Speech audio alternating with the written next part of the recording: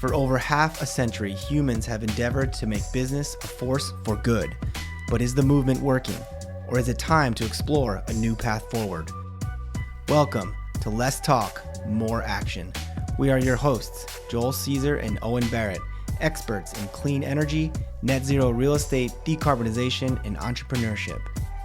In each episode, we ask provocative questions and share stories from the front lines of sustainability with leaders in science, tech, and business taking real action to design a cleaner, better future.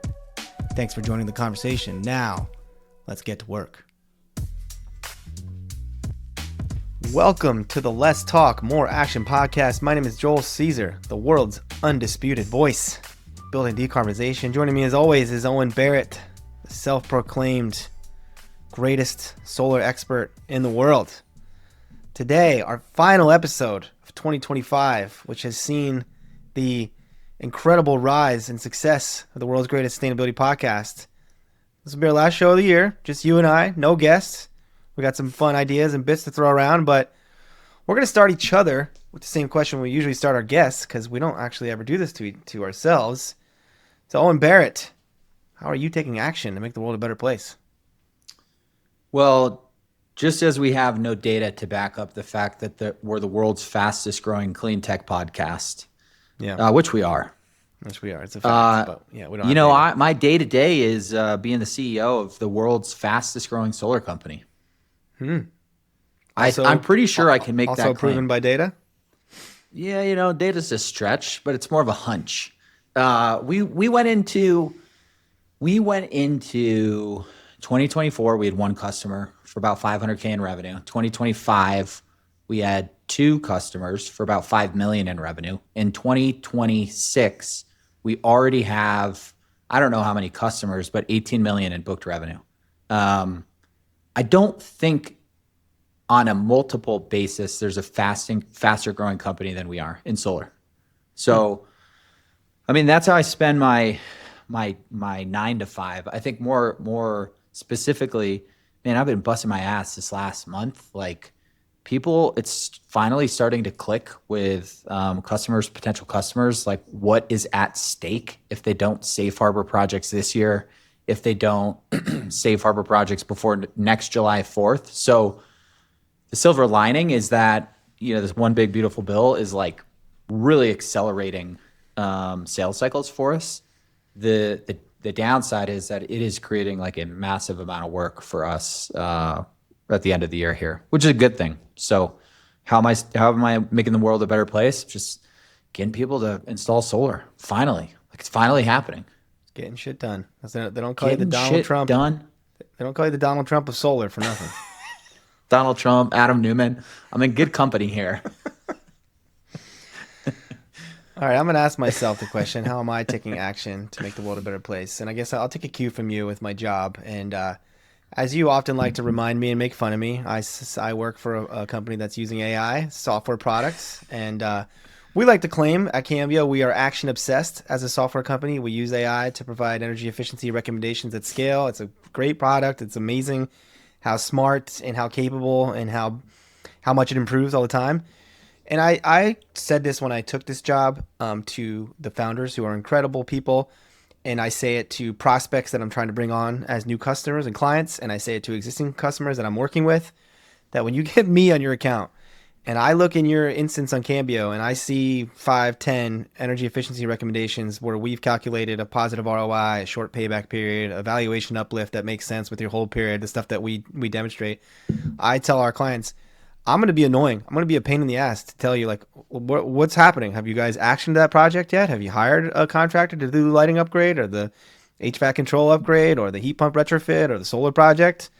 And I know you and I are talking about how there's lots of cool maybe nexus between our companies of how we're daylighting solar for a lot of our multifamily clients. But it's maybe it's because of the baggage I have with working for a software company and being made fun of by you that I just try to like lean into, okay, if we're going to be action obsessed, like I want to embody that at this company and like showcase to our clients, like, look, you don't have an excuse, right? We know there's a world of analysis paralysis and there's a world of too much soft costs and there's a world of hiring consultants to go do an energy audit that's going to take forever and be too expensive.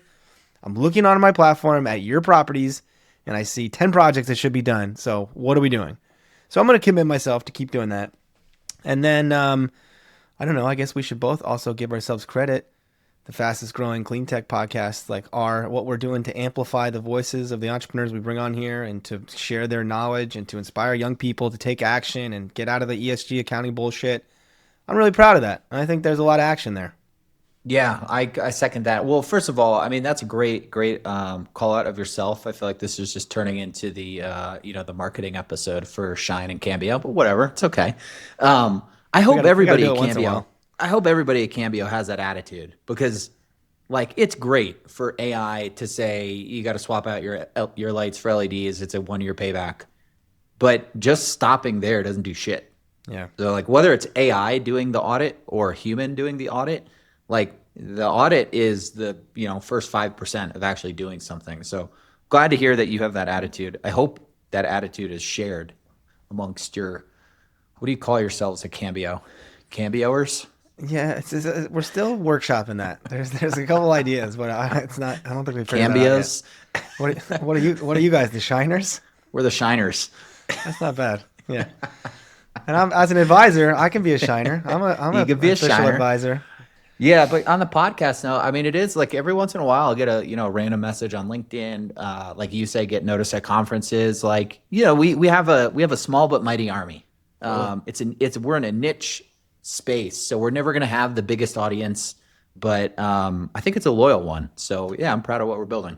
Yeah, totally agree. A loyal one, and people that ping me often and just really like to, or really express appreciation for us saying the things out loud that a lot of people can, especially if you're at big publicly traded companies and you're not allowed to like be vocal. Like a lot of people think in the same way we think and appreciate that we're out here being vocal about it, and we're gonna continue to do that. Thankfully, nobody can fire me.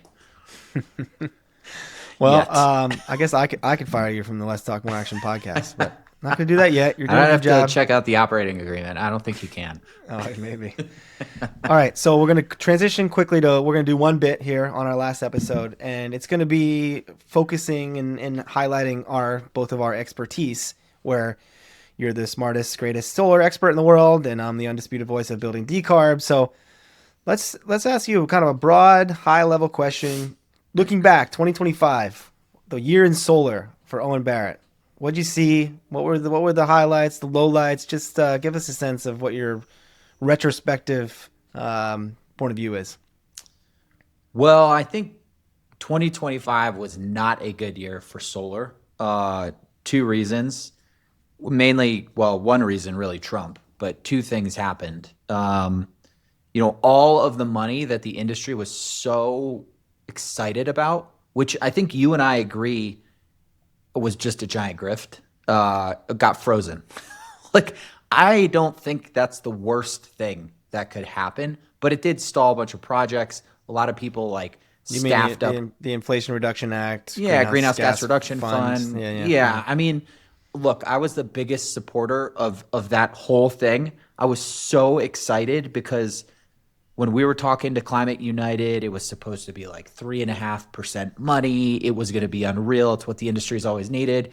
And then the money went from Climate United to somebody else, to some other green bank that has no experience doing anything. And you find out it's like 5-year fully amortizing money at 8%. That just doesn't make any sense. It's not going to work. So, and a bunch of never existed before middlemen green bank that don't do shit just took the spread. Yeah. So, I mean, I think it was about lesson to turn learned into for you and I, like just these massive government BS programs and all the middlemen. It's just a freaking disaster. It looked like it was going to be super exciting. I think the more you dug into it, the more you just realized it was just a big scam. The people who were connected were going to make a lot of money, and it wasn't actually going to change anything. But still hard to swallow that pill that all this money's frozen and it probably never, it's probably going to be tied up in courts forever. Well, did you see? I sent you an Instagram video of there was a congressional hearing about this. Did you see that video I sent you? Yeah, dude. Climate United keeps posting stuff on their LinkedIn. They're like, we're keeping up the good fight. Well, Senator Kennedy was grilling. I think it's the head of the DOE right now, who wasn't responsible for this. This is a Trump DOE guy, so he's also throwing everyone under the bus. But just the question of $93 billion is like unaccounted for that was supposed to go to this Inflation Reduction Act. It's just gone. That's what the senator is like. I don't understand. Like no one knows where it is, and the DOE guy's like, that was what happened to the previous administration. So it's like what I mean, all of the things we talked about, and it's all joking aside. Like just what a stain that is on the industry. It's like forever now. Dude, The it's next terrible. 20 years, we're going to be battling. Never let the Democrats do some Yeah. kind of clean energy thing again. Remember what happened when they've put $100 billion into these fake organizations and nobody even Yeah, they knows who just got rich. disappeared. Yeah. Yeah. So yeah, I mean, whether like how effective it was going to be is one thing. I think we'll never find out. But a lot of people were relying on money. A lot of people staffed up organizations. A lot of projects were like, getting to permit ready, and then everything just got slammed shut. So that's tough. Us included, we had a huge pipeline of projects we thought we were going to finance with this money. So that's always hard. And then that sort of blow of losing the tax credits, like the initial shock of losing tax credits for wind and solar, that's a blow too. So I think really 2025 was a rough year. I think since that initial like state of depression, myself and a lot of other people in the industry have gotten more optimistic, and we can talk about where we think we're going next. But yeah, I mean, overall, I think 2025 was a rough year for the solar industry. Yeah, but then you just earlier here in the conversation, you're talking about how busy you are and how there's lighting a fire under everyone's ass, and it's like this Well, moment of clarity so that's secondary incentivizing people effects, to right? start, yes, to actually get off their ass and say yes because Yeah, I mean, there's a deadline coming. yeah, like our guest said last week, like every reaction has a equal or opposite reaction, and so the equal or opposite reaction to losing the tax credits is that everybody that was sitting on their ass for the last 4 years is now not sitting on their ass Making and trying to excuses, figure out yeah. how are we going to safe harbor like hundreds of properties in 6 months. So I think the future is bright. I had a call 2 weeks ago where we gave an apartment owner in Texas a proposal a year ago. The returns were okay; they weren't great. They called us back, or they emailed us out of the blue, and said, we want to revisit this project. And I was like, man, that's interesting. Like usually that doesn't happen.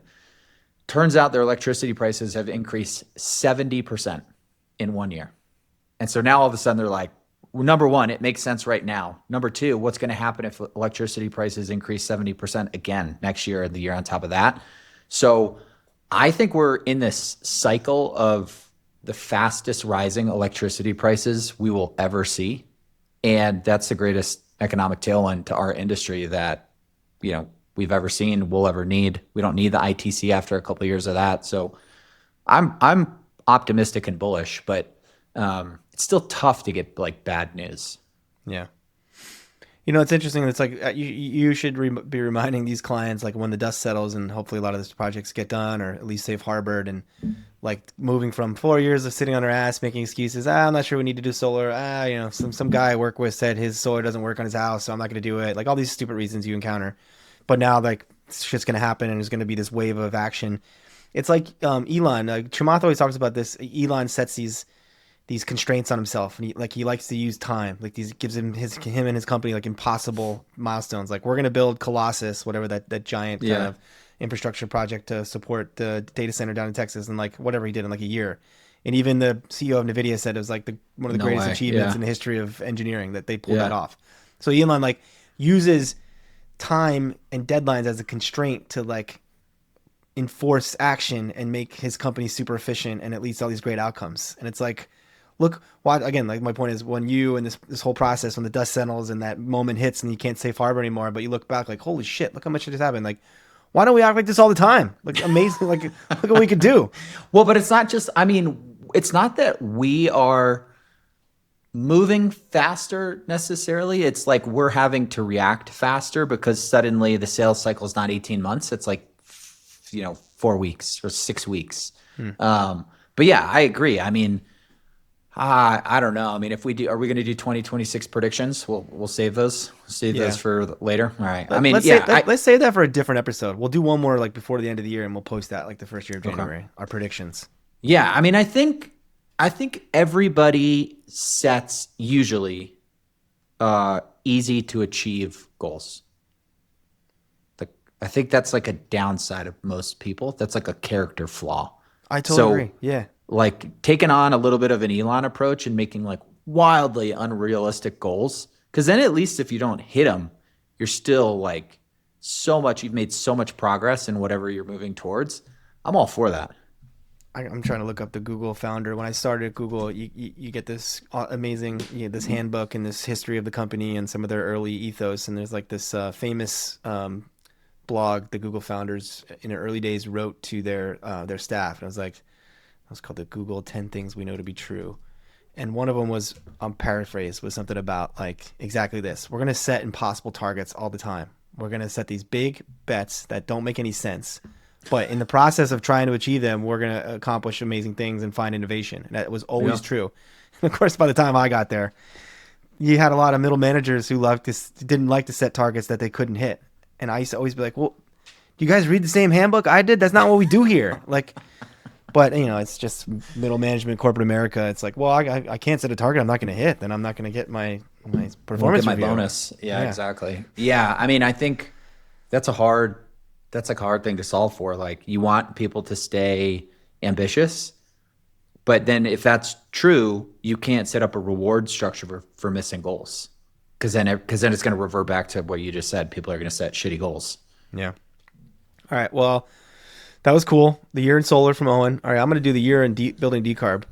And obviously, very related industries that face some of the same headwinds, tailwinds. I would say the Inflation Reduction Act had a similar rug pulling effects on a lot of building decarbonization, building electrification programs and projects. And I'll say this: last year I was at Block Power, and my Block Power was a turnkey building decarbonization company, or was trying to be. And my job was head of green cities, and Block Power had these really cool contracts with a bunch of cities to be their building decarb implementation partner, where they were trying to like giving Block Power unique access to installation incentives that reduce the capex as a way to kind of stimulate heat pump projects, especially in low-income housing. They had contracts in Cambridge, in Denver, in Chicago, and San Jose. Lots of really cool stuff. But we've talked about this before. Even our first episode is Let's Talk More Action. I brought this up to Panama, the guy who runs the Building Decarbon Coalition. Like, what I witnessed last year at Block Power was all of those places with these like liberal, progressive sustainability teams who hired Block Power to do building electrification encountered this, what member Shrey has talked about, called the spark gap, which is Yeah. even though a heat pump is way more efficient at heating and cooling or heating than a boiler system or a gas system might be, if natural gas is much cheaper than electricity, then it's going to be a hard sell. And so, like, yeah, I used to joke at Block Power, like, we could be giving these heat pumps away for free, but if the end user is going to now have a higher operating cost, they're never going to do it. This just isn't going to work. They're going to do it. Yeah. But then there was this world, and this goes back to some of the, when I was at Google and running the net zero program, like in these net zero programs, at least in the early days of the thinking was, well, you got to scope one emissions have to go away. And that means burning gas on site. And that was a huge boon for building electrification. So like there was this world a couple years ago where building electrification was going to happen come hell or high water, even if the spark gap existed and you were going to pay more because net zero mandated, like you got to get gas, you got to scope one emissions got to be removed. So I think my reflection on 2025 was, that era is gone. People are smart. That version of net zero is never going to work. You're never going to have organizations be like, we're going to rip out gas for electrification, even in areas where our building is going to be more expensive to operate. And as we talk about all the time, and you and I know as owners of multifamily, you make NOI worse, you're going to make your building less valuable, and that's going to be a tough sell if you're with your net zero program. So I think that's here to stay. We're not going to just electrify buildings come hell or high water. It's got to make sense. There's some regions where that makes sense. There's some utilities where that makes sense. There's some areas where gas infrastructure is decaying, and those gas prices, maybe you can make a projection, are going to escalate faster than electricity. So there's places where there is going to be math that encourages building electrification. But I think this like reference to net zero commitments as a tailwind or as the reason you're going to do building electrification, that era is done. And Had I think Trump not gotten reelected, do you think we would still be living in that net zero era? What do you think caused sort of the AI. the reversion back to things that make sense? I think it's mainly AI. Like the big tech hyperscalers are the ones who lead the net zero. So like, yeah, there's Bank of America does it, and Stripe, and there's some other like organizations that aren't the hyperscalers that have these very public, serious net zero commitments. And some of the commercial real estate companies you and I work for also have like net zero commitments. But once the tech companies started like wavering, because they saw what AI was doing to their own emissions profile, and they all had to start to admit, like, okay, actually, we're not going to hit our net zero target, and we're going to do a couple things that are trying, but like, disregard our 2040 commitment because that's now impossible. Once the whole field saw that, I think that allowed like some of the big commercial real estate companies who don't really want to do this anyway, like, oh look, well if they're not doing it, we're not as committed anymore either. So I think there was already a Trump was not totally the reason this was happening. I would say Just but another then reason to say fuck you to AI and software companies, eh, Joel? yeah, maybe. Well, something you got to be aware of. I mean, there's a backlash coming. No, I actually think, I mean, sorry to keep interrupting, but I think it's good. I think as our industry went further down this like crazy path of supporting things that didn't make sense, Yeah, it did it's it never going to work. like injustice to everything. Totally. Yeah, it just Like ruins we got to go credibility. back Yeah. to fundamentals when it I makes was, sense. yeah. I mean, I was part of it, and looking back, I and everyone involved was naive. Like, how did we think this ever was going to actually happen? These voluntary net zero commitments, in competitive capitalistic markets where your competitor down the street could just be like, I'm not fucking doing that, and my business Good is luck. not going to be more efficient. Yeah. Yeah, exactly.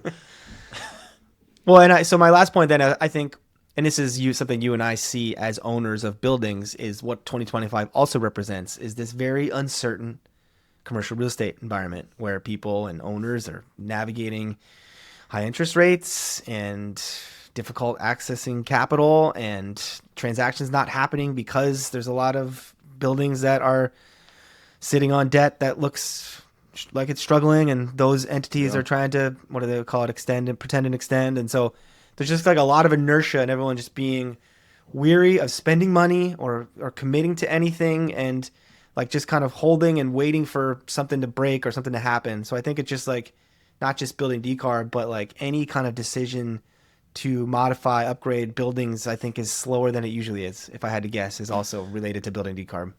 Oh, 100%, man. We Earl and I spent 2 days walking, I forget how many, 10 sites in Denver of this company. We thought it was a shoo-in for these projects to happen next year. It was like $9 million in solar. They presented it to the Capital Committee, and the Capital Committee said, nah, Denver's too soft of a market to invest $9 million into these properties. It caught everybody off guard. But it's like, we can't forget that this is real estate. Like, clean technology, sustainability, emissions are second, third, fourth, fifth priorities. Yeah. So if the fundamentals aren't strong, it's going to be an uphill battle. Totally. And even in a world where electricity prices are spiking, and you and I both know, we've had some of our potential clients on this podcast talk about how that's going to be helping justify building decarb projects like you just mentioned. That's happening. But at the same time, it's still, like you said, it's not as important as rent. It's not as important as interest rates. It's not as important as taxes. And it's not how commercial real estate people think. And it's like, I shot back. There's actually a competitor to Cambio. This guy that's the CEO of one of our competing companies. He posted the other day on LinkedIn about like how, the future is investing in brown to green, and how, you should be not investing in just the green assets. Like that's like a lot of the big commercial real estate who are chasing the same GRESB funds. They all just want these super green buildings, super green assets so they can get the GRESB investment. And there's Chris Pike was saying this on our podcast, and this guy was competitor. He's made this post like brown to green, and I commented like, "Have you ever owned a brown building? Because I have. We have." And it's like, yeah, that sounds good. And no shade on him. He's probably a smart guy, but he's like an academic, I think is how he got into this. Go buy a brown building. I'm guessing he's not an operator like you Yeah. and I have been. It's like, yeah, that sounds good. You and Chris Pike sitting in your ivory tower, like, Yeah, it sucks. Let me hoping tell you investment goes into firsthand, brown to green, sucks. but there's a reason people don't buy brown buildings. Like investors know, like there's a lot of other reasons that are going to make that a pain in the ass, even if there's some crazy energy efficiency opportunity that's going to make it better. That's probably true, and we've done that, but still, like, that's going to be kind of overshadowed by the other challenges. And it's like, dude, just in terms of the difficulty and challenge of, to your point, like arriving at the same GRESB score. You buy like a nice new building and whatever, slap some common area solar on it, and you get like top mark in GRESB. Versus buying like an old ass property with a ton of gas and your plans to electrify it and blah, blah, blah, do all this stuff to it. It's like, that's a huge project. That's going to require like extreme project management. It's going to cost a lot. A lot of things could go wrong. I mean, the incentive structure is not there. I don't think it's there in GRESB or anywhere to like make that worth it. Yeah, it's a big flaw in GRESB. Is like, Yeah. if the whole idea of GRESB is to get, Mr. Sovereign Wealth Fund who cares about sustainability, or pension fund, and that money wants to go to an asset that they think is doing the right thing. That's the idea of GRESB. Like, if we have this transparency, that'll happen, but that's not what happens. They No. don't. Did you They don't. see there was a post a couple weeks ago. We should get this guy in the pod. He was basically saying, oh, I don't know Grez well enough to explain it, but he was saying like if your 2026 emissions are the same as your 2025, like there's no progress in actual emissions or metrics, but you just check all the reporting boxes, you get like a super high GRES score. And he was just calling out like the focus of the WTF. program is not on progress; it's on- on counting and kilowatt hours or they would tons. say, well, that data governance and transparency and hygiene, that's what's going to lead to action eventually. But it's like, well, No, it's not. at some point you guys got to update the score to incentivize the not. action.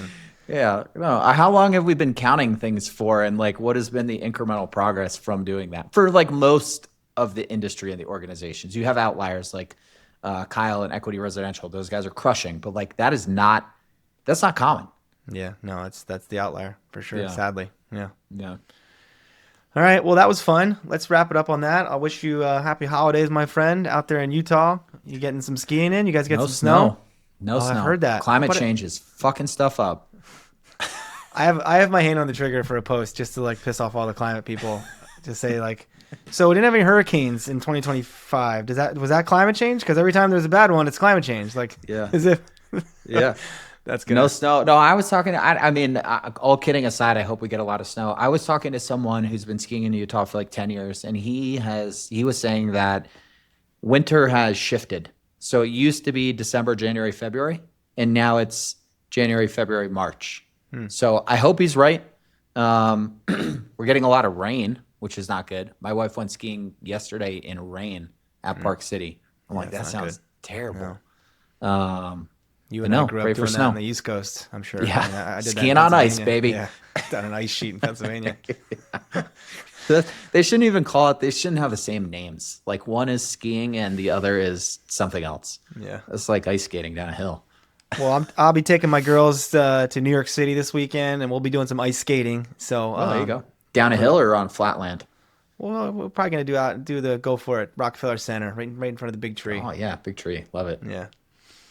Well, again, thank you, my friend, and thank you to all our audience. All joking aside, we are growing. The popularity of the podcast has been sustainably, again, growing, and we couldn't be more proud and thankful for our audience, and look forward to more provocative takes and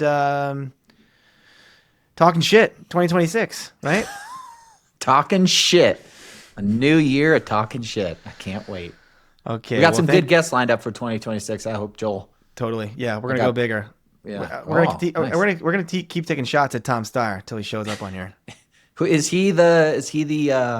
He's like the peak guest we can get. What about like Arnold? Yeah, not the peak, and I'm just annoyed by Who's Tom the peak? Steyer. Who's I'm the number annoyed by one Tom guest? Steyer's content. So, and I like, the Republicans always rip Democrats, like in the last election. They don't go on podcasts, right? Like everyone keeps saying about liberals, like they can't handle this long form, free flowing conversation. Like, all right, Tom Steyer, bring it on. Oh, I don't know who else would be big. Probably Gavin Newsom. Why do they all have to be Democrats? I mean, I don't know. It would be cool to get. How about Elon? Elon would be the holy grail, right? Elon would be pretty cool. I feel like that would be an interesting podcast. We'd have to do that one in person. I feel like a lot of it would get lost remotely. I do that one in person. What's a reach but doable? What about like what if we start getting some of the CEOs of these companies that are our customers? Totally. Yeah. CEOs. I wonder if that's possible. We should ask again. Yeah, may as well. Same as politicians in the world of marketing in 2025, 2026. CEOs need to be out in front, like, putting in out the the public. message. Yeah, Yeah. like being raw, like talking their own message and not having this curated, BS PR approach like is the past. So they should be one to go on podcasts. Oh, look out, CEOs. We're coming for you. Yeah, we're gonna start calling everyone out, including you, Tom Steyer. Just keep stupid content you want to tax businesses in California. That's your plan. Oh boy. All right. Well, you can find Owen and I on LinkedIn, usually actively antagonizing the more talk, more complaining sustainability nerds. And Kyle Hendricks, I'm sorry, we're going to keep using that line. You can find this podcast and more great content at letstalkmoreaction.com. If you like the podcast, please subscribe, like, and share with your friends.